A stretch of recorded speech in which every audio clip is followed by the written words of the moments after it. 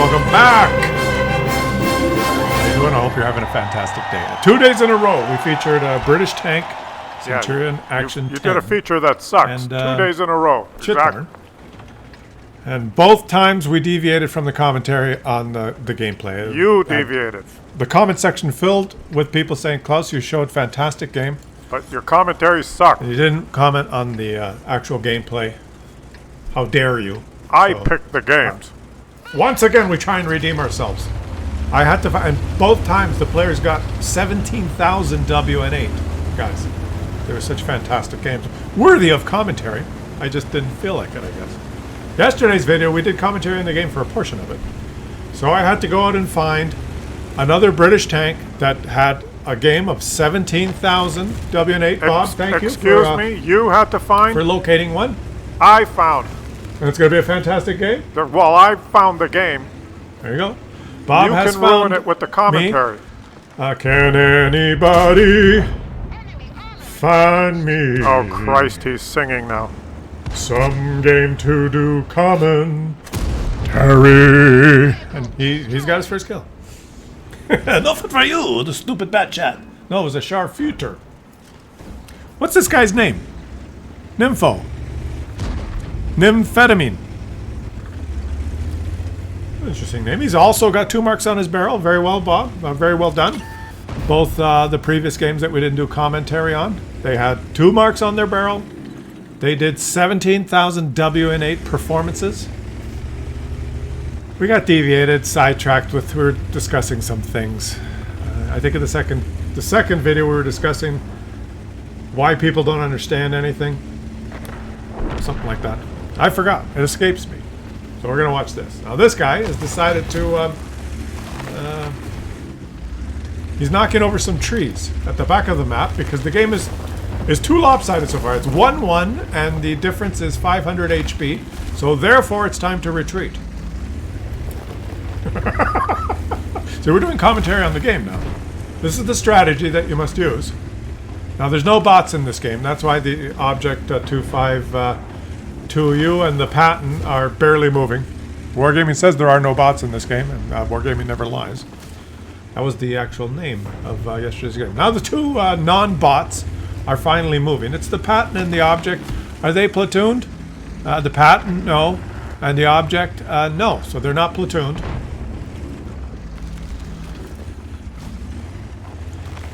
They just decided not to play for the first half of the game, and this guy, well, knock that down too. There he goes. He's created his own little environment here. There you go. Well played.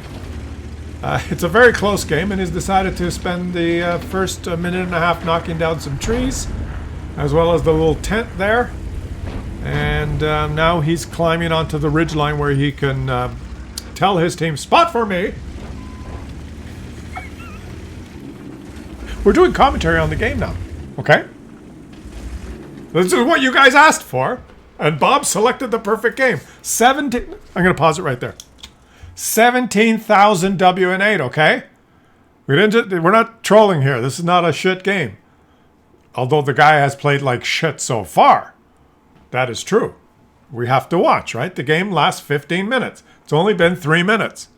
Keep your knickers. Don't get your knickers in a knot.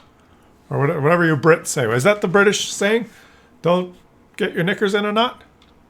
Don't knot your knickers? Something like that. Okay. Hey, hello. ELC even forgot to let his binocs engage, or his chemonet. One or the other.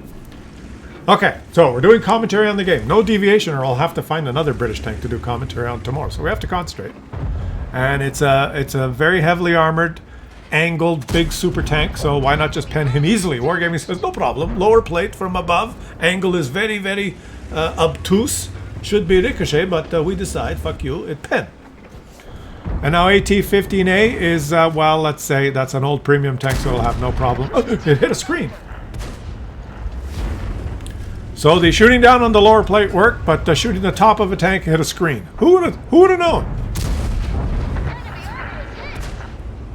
Who would have known? And the Progetto 46 is giving a little rear push, a little, you know, like smell my rump push. What are you doing, Progetto? Progetto just wants to shoot. Guys, the ledge is big enough for the both of you. Now, look at that. He's pumping out the damage.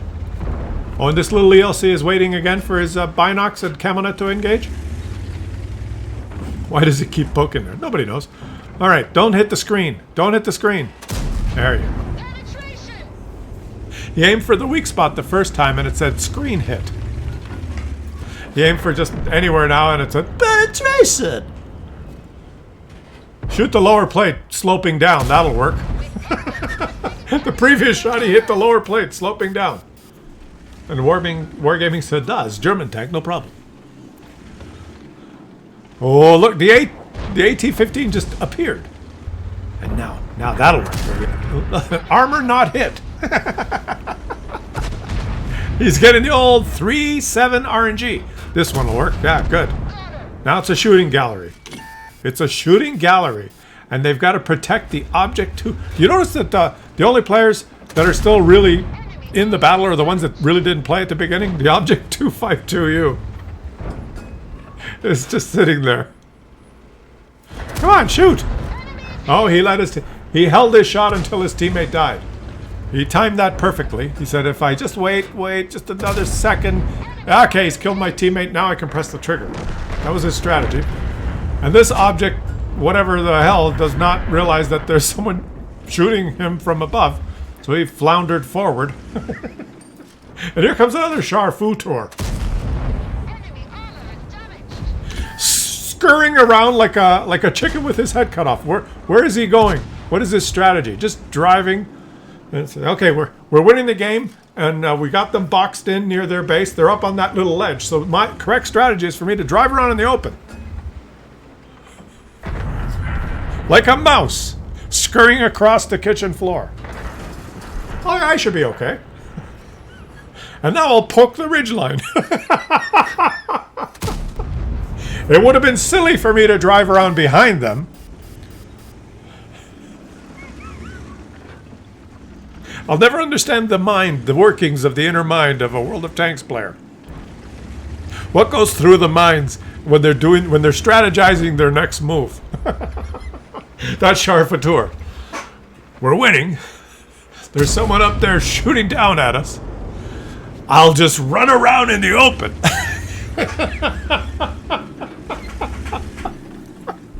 And then he's gone now. I could retreat safely, but why not just do a big button hook to the right in the open? And those of you who watch American football know what button hook, right? Button hook. Button on the side of love. Who sang that? Who sang that song? Was it Lionel Richie? Who sang button hook? Button on the side of love. Remember that? What a stupid song.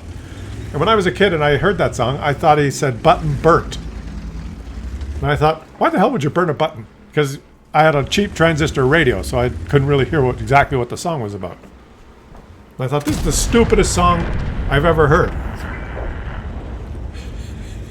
And I didn't even know what the words were for real. It wasn't later, when I finally heard it on a stereo, that I could hear this, and I quickly turned it off because I hate the song. But button hook, button on the side. Oh wait, I only detracted there for about a minute. It's only been about a minute. Now let me pause it right here to give you an important commentary about the gameplay, because that's what we're here for. World of Tanks gameplay. The correct strategy when you're a tank destroyer is to take the first 2.5 minutes of the game to carefully knock down all those trees. If you knock down all those trees, they provide very good cover if someone or some enemies come up from the ice road, right? So it's a very good strategy at the beginning of the game to spend 2.5 minutes ignoring your teammates and letting your teammates die and knocking down those trees so that eventually when the enemies arrive, you can forget that you did that and just sit here instead. That's the strategy. I'm sure he did it. He hasn't forgotten. He's confusing the enemies now. He's thinking, I'll spend the first 2.5 minutes of the game knock down all those trees. And then the enemies will see that the trees are knocked down, and they'll think I'm there. But I'm here. But that's not a good strategy, because if I knock down all those trees and they drive forward and they don't get spotted, they'll know I'm not there, and they should know I'm here. So if they know I'm here, they probably won't poke over and over and over again and let me shoot them. But, as we have witnessed, they have poked over and over and they are getting shot. So it's a very complicated strategy. It's like, who are we to understand the workings of the inner mind of a World of Tanks player? Strategy works in mysterious ways, and obviously spending the first 2 minutes of the game knocking down those trees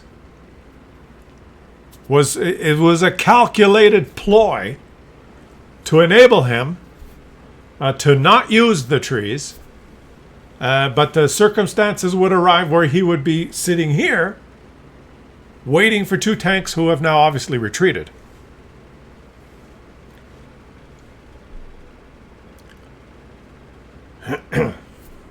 So now might be a good time to think, well, possibly I could go back and see if the Charfateurs, there's two Charfateurs, are driving around, using their strategies of driving around in the open. That's possible. There's an ELC, a Charfateur, and a Charfateur behind him that possibly could be driving around in the open. But here comes Tweedledee, closely followed by Tweedledum, I would think.